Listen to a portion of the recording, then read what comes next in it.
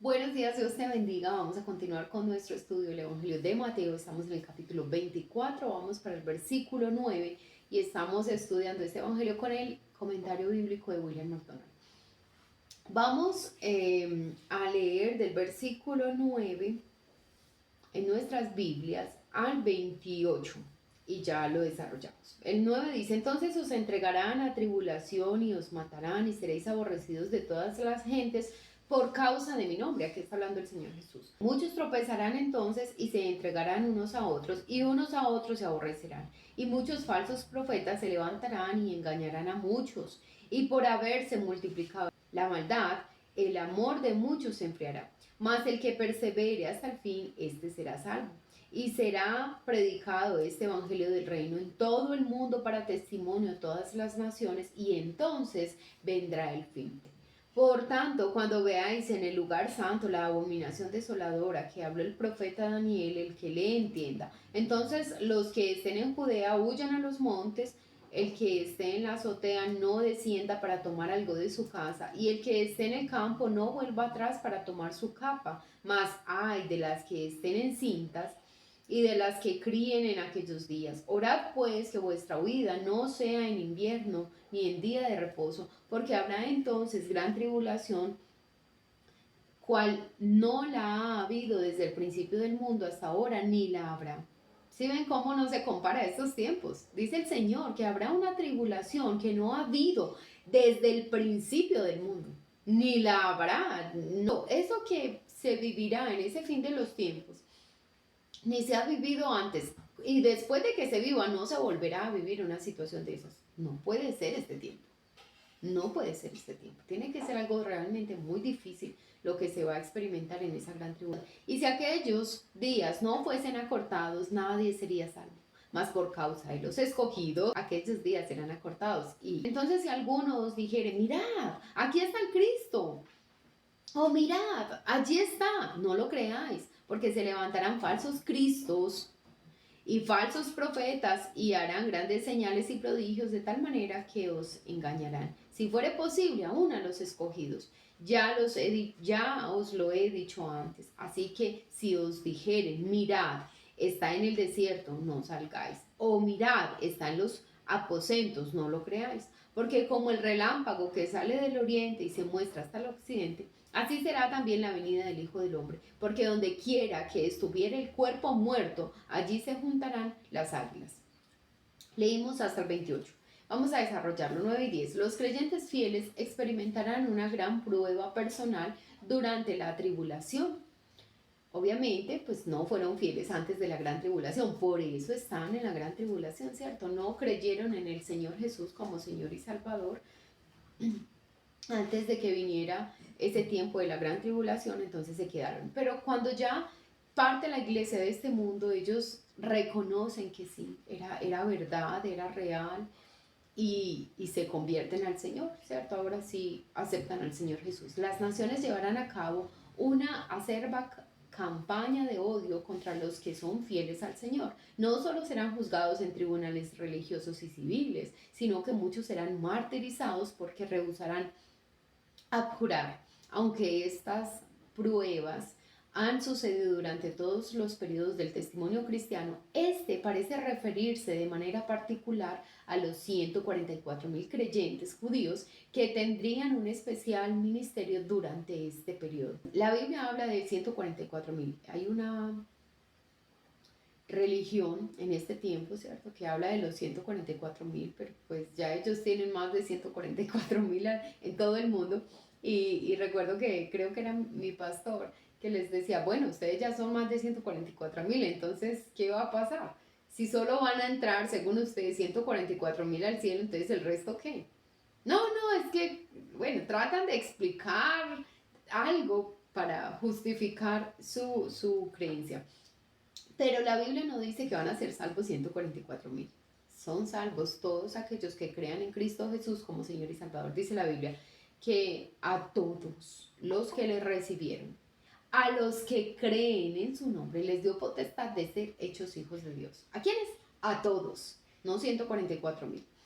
Esos 144.000 creyentes son muy posiblemente esos 144.000 judíos, hablando de judíos, que van a creer en la gran tribulación. Y ellos van a tener un papel especial en ese tiempo, ¿sí? Pero hablamos de judíos y hablamos de ese tiempo de la gran tribulación, no de todos los creyentes a lo largo del mundo.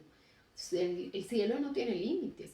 Incluso si esos 144.000 judíos son solo judíos, van a haber otros gentiles que van a creer y pueden ser quizás más de 144.000 entre judíos y gentiles, pero van a ser salvos todos los que creían como gentiles, pero al parecer de judíos van a ser 144.000. Muchos apostatarán para no sufrir y morir. Muchos van a negar al Señor para no sufrir y morir. ¿Sabes cuál es el problema? En ese tiempo van a morir los que confiesen al Señor. En este tiempo no morimos, pero sin embargo apostatamos del Señor, apostatamos de la fe. Y no estamos bajo riesgo de muerte, pero sí estamos bajo riesgo de que un familiar nos rechace, de que un familiar ya no quiera estar con nosotros, de que una pareja nos quiera dejar. Y por esas minucias, por esas pequeñeces rechazamos al Señor, negamos al Señor, apostatamos del Señor. Y dice el Señor que todo el que lo negare aquí en la tierra, lo negará delante de su Padre en los cielos. Miembros de la propia familia informarán en contra de sus propios parientes y los entregarán a sus feroces seguidores. Versículo 11. Muchos falsos profetas se levantarán y engañarán a multitudes de gente. No tienen que ser confundidos con los falsos mesías del versículo 5. Los falsos profetas pretenden ser portavoces de Dios. Pueden ser detectados de dos maneras. ¿Cómo tú y yo vamos a detectar esos falsos profetas? Sus profecías no siempre se cumplen. No usan sino puros métodos de adivinación. Son solo adivinación. Hay momentos en los que aciertan en algo, pero yo digo que es cuestión de que, no sé, dicen cosas y coincide con que eso está viviendo la persona, pero realmente no son palabra del Señor. Pero muchas de las cosas que dicen no son reales, no se cumplen. Entonces no son profecías verdaderas. Entonces tú y yo tenemos que identificar eso. Dice la Biblia que el verdadero profeta se cumple lo que dice. O sea, si él da una profecía, se cumple. La profecía se cumple. Todos los profetas que vemos del Señor en el Antiguo Testamento daban una palabra al pueblo o daban una palabra a una persona. Cuando el profeta, es que no recuerdo el nombre del profeta, pero cuando este profeta profetiza al rey Acab, que va a ir a pelear con sus enemigos, y le dice, yo veo a Israel como ovejas que no tienen pastor, hablando de cómo iba a morir, Acab iba a morir, Israel iba a quedar como un rebaño sin pastor, corriendo unos por un lado y por otro, porque no tenían a su líder. El pastor, pues entre comillas, Acab, el rey, había muerto. Los perros se comieron la sangre de Acab, donde estuvo Acab, porque lo montaron como en una carreta. Eso lo profetizó el profeta, eso lo dijo el profeta, obviamente guiado por el Señor, y se cumplió, todas las profecías se cumplían. Entonces, esa es una forma que tú y yo vemos, dice y no se cumple nada. Y sus enseñanzas siempre apartan a los hombres del verdadero Dios. La mención del falso profeta añade una confirmación a nuestra declaración de que la tribulación es primariamente de carácter judaico. Los falsos profetas están asociados con la nación de Israel. En la iglesia el peligro procede de los falsos maestros. ¡Ah, qué tremendo! ¿Sí ven? Si ven cuando dice el Señor que se levantarán falsos profetas, muchos falsos profetas, ¿cierto? Se levantarán y engañarán. Esa es una señal de ese tiempo de gran tribulación. Se levantarán muchos falsos profetas y engañarán. Pero siempre que la Biblia habla de profetas, siempre generalmente habla de Israel, porque fue a Israel a quien dio Dios profetas, que eran portavoces de Dios, que eran los mensajeros del Señor y transmitían al pueblo la palabra de Dios. Entonces siempre tiene un mensaje judaico cuando se habla de profetas. En la iglesia, es decir, en el Nuevo Testamento, en la iglesia, nosotros se habla de falsos maestros. Cuando se habla de profetas, se está refiriendo más a un contexto judaico que a un contexto de iglesia, ¿sí? Eso es muy importante, eso está muy chévere aclararlo ahí. Para los que dicen que la iglesia va a sufrir la gran tribulación, ¿no? Porque van a estar profetas, falsos profetas, y esos profetas son judaicos, ¿cierto? Están en un contexto judaico. Versículo 12. Con el dominio de la maldad, los afectos humanos serán menos y menos evidentes. Los afectos de falta de amor serán comunes. Versículo 13. Más el que persevere hasta el fin, este será salvo. Esto es evidente, no significa que las almas de los hombres serán salvadas en aquel tiempo por su perseverancia. La salvación es siempre presentada en la Biblia como un don de la gracia de Dios y su recepción por la fe en la muerte sustitutiva y resurrección de Cristo. Tampoco puede significar que todos los que perseveren escaparán al daño físico. Ya hemos visto que muchos creyentes serán martirizados. Se trata de una declaración general de que cuantos se mantengan firmes, soportando la persecución sin caer en la apostasía, serán librados en la segunda venida de Cristo. Nadie debería imaginarse que la apostasía puede ser un medio de escape ni de seguridad. Solo aquel que tenga verdadera fe será salvo. Aunque la fe salvífica puede tener altibajos, tiene siempre la cualidad de permanencia. Entonces, si la Biblia dice, el que perseverare hasta el fin, este será salvo, por lo que William dice es, ¿quiénes serán salvos? Los que tienen verdadera fe. Y esos que tienen verdadera fe van a perseverar hasta el fin. ¿Sí? Es como que, más el que persevere hasta el fin es porque tiene una verdadera fe. Porque para ese hijo de Dios que persevera hasta el fin, irse, negar al Señor, abandonar al Señor no es una opción. Eso hace el verdadero creyente. No es una opción para él negar al Señor. Incluso como Policarpo, si me van a encender vivo, a prender vivo, o si me van a echar a un foso de leones como Daniel, o a un horno de fuego como Sadrach, Mesach y Abednego, ¿cierto? O a la cárcel como José. El que tiene una verdadera fe no ve opciones de escape, sino que mantiene su fe, se mantiene firme en su fe. Y ese que se mantiene firme en su fe es el que persevera hasta el fin. Obviamente es salvo, obviamente es salvo. Entonces, aquí lo que William nos está diciendo es, él no considera que los cristianos de la gran tribulación tengan que morir para poder ser salvos. Porque pues a lo largo de la Biblia vemos que la única forma en la que somos salvos es por gracia, ¿cierto? Es un don de Dios. Entonces, bueno, tiene muchísimo sentido. Yo realmente he escuchado en otras oportunidades que en la gran tribulación quien muera por causa del Señor ese será salvo, ¿cierto?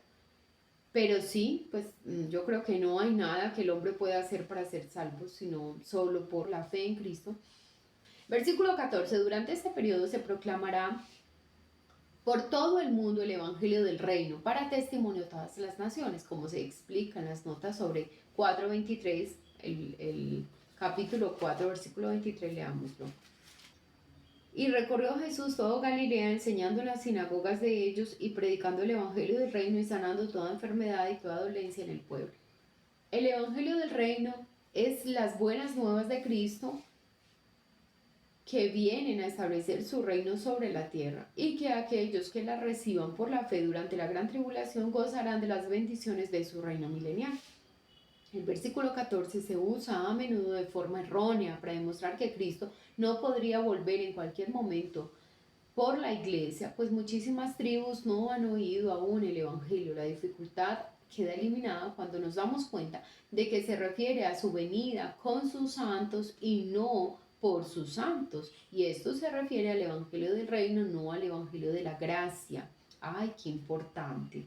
Si ven, cuando leemos este versículo 14 que dice, y será predicado este Evangelio del Reino en todo el mundo para testimonio a todas las naciones, y entonces vendrá el fin, creemos que es que es en este tiempo que se tiene que predicar el Evangelio a todo el mundo. Y no es así, es en la gran tribulación. Se tiene que predicar en la gran tribulación el Evangelio a todos para que pueda venir el fin, porque recuerda que la venida del Señor por la iglesia no es el fin, es el inicio incluso. Fin para nosotros en este mundo, pero es el inicio de la tribulación. Esos 3 años y medio que va a haber una aparente paz y esos otros 3 años y medio que va a haber una gran tribulación. Entonces esta predicación del Evangelio a todas las naciones va a ser en ese tiempo de esa gran tribulación, no en nuestros tiempos. Listo. Hay un notable paralelo entre los acontecimientos relacionados en el versículo 3 y el versículo 14 y los de Apocalipsis 6 del 1 al 11. El jinete sobre el caballo blanco es el falso Mesías. Cuando tú y yo leemos en Apocalipsis 6, vamos a leer. Miren lo que dice el 2. Y miré y aquí un caballo blanco, y el que lo montaba tenía un arco y le fue dada una corona y salió venciendo y para vencer. Ese caballo blanco, ese del versículo 2 del capítulo 6 de Apocalipsis, parece que fuera nuestro Señor Jesús. Pero es que está en un caballo blanco. Ese jinete es un falso Mesías. Tiene una apariencia de piedad. Ese caballo blanco no es nuestro Señor. El jinete del caballo rojo, que es el siguiente, está en el versículo 3, dice: cuando abrió el segundo sello y el segundo ser viviente que decía ven y mira, y salió otro caballo bermejo, que es el caballo rojo, significa guerra. Entonces ese primer caballo blanco es un falso Mesías, ¿cierto? Que va a ser ese anticristo. Después un caballo rojo quiere decir guerra. Va a haber guerra en la gran tribulación. El jinete sobre el caballo negro es hambre. Va a haber una hambre extrema, extrema en el mundo de ese tiempo. El jinete sobre el caballo verdoso, pálido, es pestilencia, es enfermedad o muerte. Las almas debajo del altar son mártires. Los acontecimientos descritos en Apocalipsis 6 están vinculados con los de Mateo 24. ¿Sí ven cómo la Biblia es su propio intérprete? Entonces, si tú y yo leemos el capítulo 24 de Mateo, pues yo no entiendo mucho de esto. Entonces tú y yo vamos a Apocalipsis 6 y ahí se nos habla, ¿cierto? De como el significado, esas referencias que hace Mateo 24. No los vamos a leer aquí, vamos a ir leyendo el comentario y después llegaremos a Apocalipsis y veremos eso, pero eso es como compota. Este Mateo es como compota, ya después nos comemos el filete que es Apocalipsis. Leamos el versículo 15. Al llegar a este punto hemos llegado a la mitad de la tribulación. Esto lo sabemos al comparar el versículo 15 con Daniel capítulo 9 versículo 27. Ezequiel y Daniel. Vamos a leer Daniel. Daniel capítulo 9 versículo 27 dice, ¿recuerdan? Obviamente Daniel fue muchos años antes, el profeta Daniel, antes que Mateo, ¿cierto? Y miren lo que dice el versículo 27. Y por otra semana confirmará el pacto con muchos. A la mitad de la semana hará cesar el sacrificio y la ofrenda. Después, con la muchedumbre de las abominaciones, vendrá el desolador hasta que venga la consumación y lo que está determinado se derrame sobre el desolador. Daniel predijo que en medio de la séptima semana, esto es, al final de los 3 años y medio, se levantaría una imagen idolátrica en el lugar santo. Esto es, el templo de Jerusalén. Todos los hombres serán obligados a adorar este abominable ídolo. La resistencia a hacerlo será punible en la muerte, con la muerte. Entonces, aquí está esos 3 años y medio. Hasta ese momento, el anticristo no ha pedido que le adoren. Pero después de esos 3 años y medio, él se va a sentar en el templo de Jerusalén y va a demandar adoración. Ahí es cuando los ojos de muchos, sobre todo judíos, se van a ser abiertos y van a decir, no, este se cree Dios, ¿no? Nosotros solo tenemos un Dios. Sí, Jesús era el Mesías. Ahí es cuando les va, como dicen los mexicanos, les va a caer el 20. Jesús era el Mesías. Se van a dar cuenta que mataron al Hijo de Dios. Y van a poner resistencia. Como ponen resistencia, van a sufrir, ¿cierto? Persecución y muerte. Por tanto, cuando veáis en el lugar santo la abominación de la desolación anunciada por medio del profeta Daniel, el que lea entienda, el levantamiento del ídolo será la señal para los que conozcan la palabra de Dios de que ha comenzado la gran tribulación. Observemos que el Señor quiere que cada uno que lea la profecía la entienda. Miren qué tremendo. Los judíos que no creen en el Señor Jesús no creen en este Nuevo Testamento. Ellos tienen la Torá, ellos tienen la ley, el Pentateuco, ellos tienen el Antiguo Testamento porque para ellos todavía son los profetas, ¿cierto? Ellos todavía creen en eso y no creen que ya vino el Señor, que era un tipo de todo esto del Antiguo Testamento, que el Antiguo Testamento era la sombra del Señor. Pero ellos saben de Daniel, ellos tienen, porque Daniel está en el Antiguo Testamento, ellos saben de esta profecía. Cuando venga el anticristo, porque va a haber uno que es un líder político, ese es el anticristo, y va a haber un falso profeta que va a ser como el guía espiritual de ese anticristo.